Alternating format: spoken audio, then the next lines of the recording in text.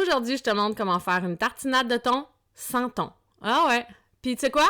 Je prends pas de vino aujourd'hui. Je prends des petites bulles. Des fois, il faut prendre un break, mais tu sais, tu fais qu'est-ce que tu veux. Mais là, on est en après-midi.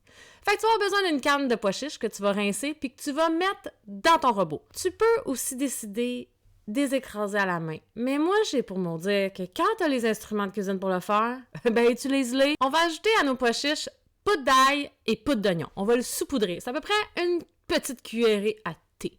Ensuite, on va mettre un petit peu de jus de citron. Puis on va partir le chaud. Ben oui, ça va faire du bruit, mais écoute, quand c'est toi qui fais à manger, là, tu fais le bruit que tu veux.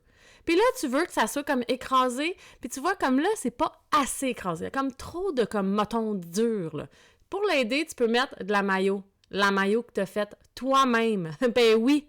Ah, tu l'as pas faite toi-même? Tu sais pas comment faire de la mayo maison? Ben là, y a pas de problème. J'ai fait une vidéo là-dessus, super rapide, super facile. Ah ouais, va voir ça. Une fois que ton robot a bien fait le travail, puis que c'est bien blendé, bien écrasé, et que c'est à ton goût, parce que tu sais, c'est une affaire de texture, là. Si toi t'aimes ça avec plus de mouton, pas de problème, là.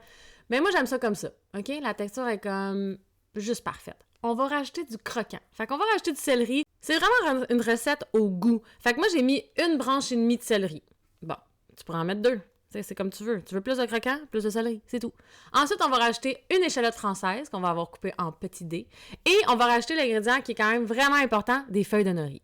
Des feuilles de nori, des algues, c'est ça qui va donner ton petit goût de la mer. Tu peux décider de les couper au couteau, mais c'est pas tant évident. Fait que moi, qu'est-ce que je fais? Je te déchire ça comme s'il n'y avait pas de lendemain, puis je mets ça dans le petit Magic Bullet. C'est quand même fou, hein? Je pense que tout le monde a un Magic Bullet à la maison. Ah, les publicités.